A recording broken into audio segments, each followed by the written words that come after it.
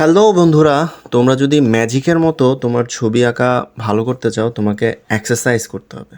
হ্যাঁ, সত্যি এক্সারসাইজ। ছবি আঁকার কিছু এক্সারসাইজ আছে যেটা তোমাকে তোমার ছবি ম্যাজিকের মতো ভালো করে ফেলবে। এবং তুমি যদি খুব দ্রুত তোমার ছবি ইমপ্রুভ করতে চাও তোমাকে প্রচুর পরিমাণ লাইনের কাজ করতে হবে। এবং কেন লাইনের কাজগুলো করবা সেটা হচ্ছে তোমার কন্ট্রোল এবং দ্রুত তোমার ড্রয়িংকে ইমপ্রুভ করার জন্য তোমাকে যতটা সম্ভব তুমি লাইন প্র্যাকটিস করবা। তো আমি প্রথমে যেটা করব, দেখো আমি 3 আঙ্গুল নিয়েছি। 3 আঙ্গুল কেন নিলাম? আমাদের পেজে উপর থেকে টপ থেকে নিচ পর্যন্ত এরকম 3 আঙ্গুল করে করে আমাদের একটা পেন্সিল দিয়ে মেজারমেন্ট করে নিব।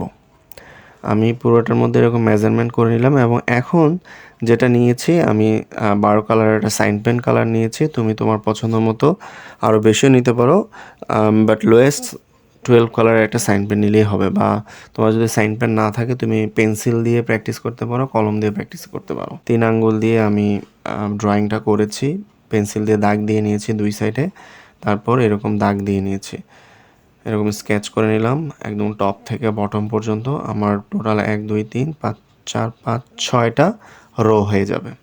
সো এরপরে আমি হচ্ছে হোয়াইট বোর্ড মার্কার দিয়ে আমি যে রোগুলো করলাম এগুলো জাস্ট আউটলাইন করে নিলাম। তারপর তোমার পছন্দ মতো যে কোনো কালার তুমি নিতে পারো, তোমার যেটা ভালো লাগে।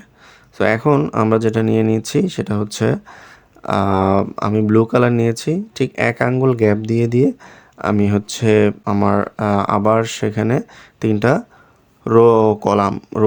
রো নিয়ে নিব এবং এটার ভিতরে আমরা এরকম ছোট ছোট সার্কেল, সবগুলা সার্কেল ট্রাই করব সিমিলার করে রাখার জন্য। ঠিক আছে, সো আমরা এরকম করে পুরো লাইনটা সার্কেল দিয়ে ফিল আপ করে ফেলবো।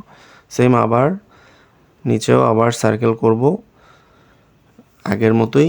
আমরা ট্রাই করব যে রোটা আছে রোটার উপরে নিচে এবং সার্কেলের সাথে আরেক সার্কেলের সাথে যেন লেগে যায় ট্রাই করব। এবং প্রথম তোমার হবে না, তোমাকে আস্তে আস্তে করতে হবে, পরে আস্তে আস্তে এটা ফাস্ট তোমার হাতের স্পিড বাড়াতে হবে। ঠিক আছে, তারপর আমরা যেটা করছি আমরা স্পাইরাল লাইন করছি। দেখো স্পাইরাল লাইন, সার্কেল যেহেতু করেছি আমরা এখন স্পাইরাল লাইন মাঝখান থেকে জিলাপির প্যাচের মতো করে এরকম আমরা স্পাইরাল লাইন করব। এটার নাম হচ্ছে স্পাইরাল লাইন। পুরো লাইনটা এভাবে ফিল আপ করে ফেলবো। সো সেম আমরা আবার রো করে নিলাম, রো করে সেটার ভিতরে আমরা স্পাইরাল লাইনগুলো করে নিলাম। পরে 3 নম্বর রোতে আমরা যেটা করব সেটা হচ্ছে আমরা স্ট্যান্ডিং লাইন দিয়ে দিব। স্ট্যান্ডিং লাইন আমি অরেঞ্জ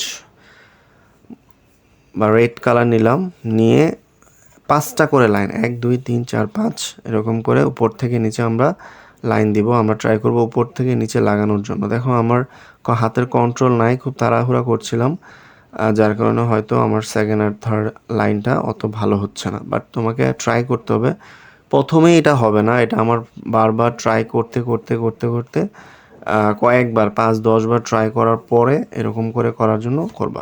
আবার হাতের স্টাইলটা হচ্ছে উপর থেকে নিচে হাতটা ফ্রি রাখবা, যতটা সম্ভব পুরো কবজিটা না করে পুরো হাতটাকে উপর থেকে নিচে করবা।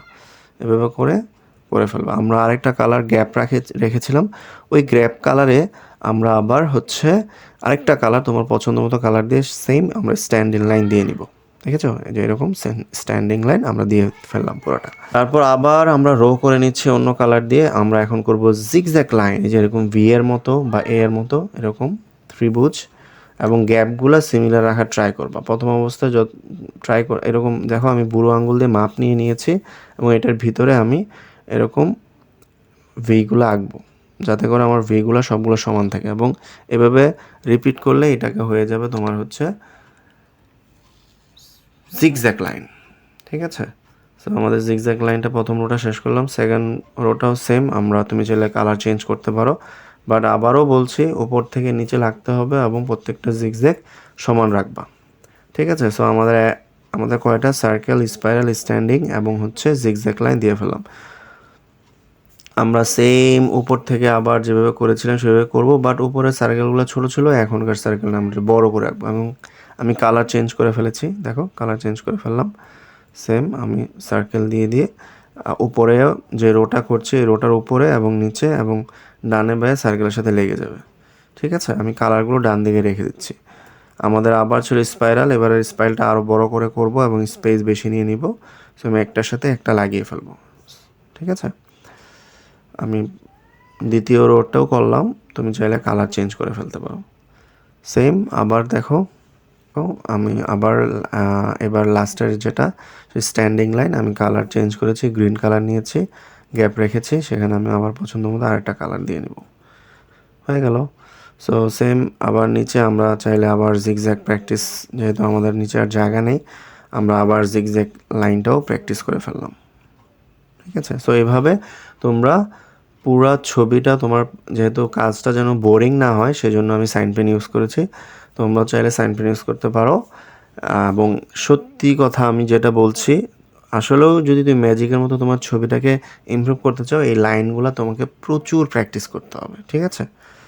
সো এই যে আমি করে ফেললাম, এবং এগুলো হচ্ছে আমার, এবং এগুলো বেশি বেশি প্র্যাকটিস করবা। অবশ্যই তোমরা তোমাদের কাজগুলো করে আমাদের গ্রুপ লিঙ্ক দেওয়া থাকবে ভিডিওর নিচেই, ওইখানে ছবি পোস্ট করবা। আর অ্যাক্টিভ স্টুডেন্টদের জন্য তো অবশ্যই আমাদের গিফট আছে, সেটা যারা অ্যাক্টিভ থাকবে, রেগুলার ছবি পোস্ট করবে এবং কমেন্টস করবে, তাদের জন্য আমরা চেষ্টা করব গিফট দেওয়ার। ইনশাল্লাহ সবাই আমাদের পেজে অ্যাক্টিভ থাকবে। ঠিক আছে? তো ধন্যবাদ। ইনশাল্লাহ আমরা আমাদের নেক্সট এগুলা কয়েকবার প্র্যাকটিস করবো, একবারে হবে না। আমি আবারও বলছি এই জিনিসটা, একবার, দুইবার, তিনবার, পাঁচবার পর্যন্ত তোমরা এটা প্র্যাকটিস করে ফেলবে।